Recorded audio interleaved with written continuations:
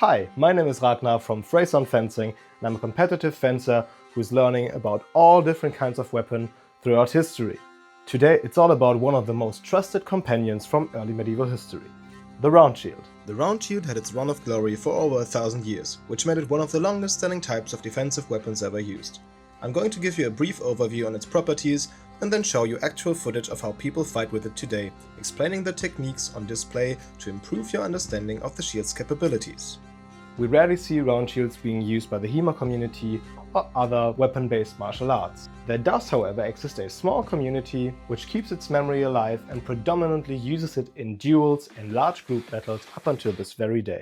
Meet Huskar, a historic fighting system based in early medieval weaponry and armor, where people fight like the Vikings of old, but with rules. Other than in HEMA, you are not allowed to thrust towards the face and only hits on the upper crest of the head are allowed.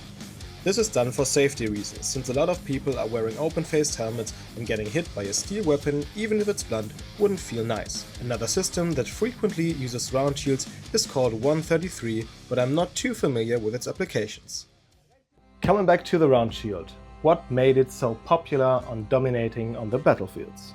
First off, it could be very light, since it was made out of just a few millimeters of fill or linen wood, then covered with glue-soaked linen, its edges then covered with rawhide or leather, and then being finished with a metal boss in the middle to protect your hands. This combination of materials made for a surprisingly strong product in the end that could, if used correctly, withstand a lot of damage and protect your life on the battlefields. Another bonus was its affordability. All of the materials used were readily available and pretty cheap, and if you knew what to do, you could make one from scratch within a few days.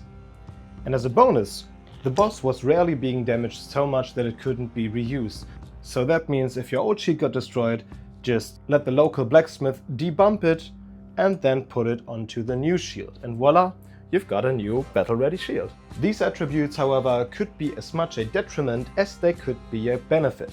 Sagas speak of people splitting their opponent's shield in a holmgang, which was basically an honor duel, which was sometimes used in legal dispute to determine who was in the right and who was in the wrong, which could lead to the conclusion that its edges were its biggest weak point. And speaking from personal opinion, I can definitely attest to that. In order to prevent splitting and therefore possibly losing your life, warriors had to invent certain techniques to make the most out of their shields, which means they would either take the hits directly onto the boss, which was made of metal and therefore much more robust than the rest of the shield, or took the hits at an angle to make them glance off to the side. This was incredibly important when you were dealing with axes or spears, since they pose a very common threat on early medieval battlefields. In this clip you can see very clearly how the fighters rarely take hits on the shield directly. Most of the time they are angled slightly, so blows from the front can glance off to the sides. It's very important to keep a good grip on your shield, but stay flexible in your hips and arms in general, so the shield has room to move. When a blow lands, your shield is supposed to give into the energy lightly. This ensures that most of the kinetic energy glances off harmlessly rather than going into the shield and potentially destroying it. Another very important technique is binding your opponent's weapon with your shield. This is something I'm particularly proud of myself, because if executed correctly, it can make you feel almost invincible. The goal is to catch an opponent's weapon with the boss of your shield, and then keep continuous pressure on it while advancing up to a point where you can strike down your opponent. It doesn't matter if it's a spear or sword, the principle stays the same. Here you can see me trying to catch my opponent's spear and waiting for the perfect opportunity to take him out of the game. In the first clip, my teammate perfectly capitalizes on this, and in the second one, I successfully take down both enemy fighters who were left behind due to a well-applied bind. As I said, with axes it becomes a very different game, because due to their shape they are perfectly designed to just hook onto a shield and will never really letting it go, especially not if they are properly sharpened. So they would just bite into your material, and then your shield could just be pulled off from you and you were open to die from a spear thrust of the opponent.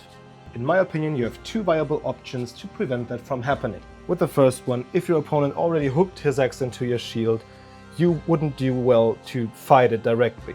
Instead, drop your center of gravity, slightly disengage but leave the binding intact, and then use your weapon to push the axe off the shield, bind again, and then counter and deliver the killing blow. The second technique is quite a bit riskier, but could lead to a much better result for you.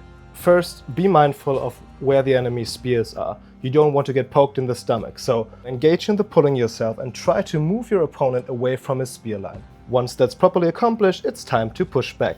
You want to aim for the opposite point of where your opponent is hooking the shield with his axe. Really push hard onto it while pulling with your arm, and this will most of the time lead to your opponent either being flung towards you or his axe being ripped out of his hands, and in both cases you can just counter and get rid of him.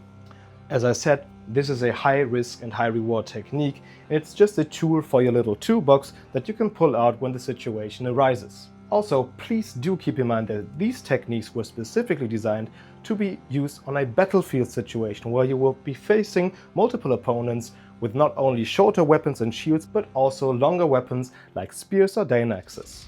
Dueling with a round shield looks slightly different, since you do not have to worry about a spear sneaking through a gap you left open on your side. You know where your opponent is and you can really specialize your approach towards that. That leaves plenty of additional opportunities for you to use the shield more offensively. You can not only bind an opposing weapon, but also their shield, and take away the opponent's ability to defend themselves.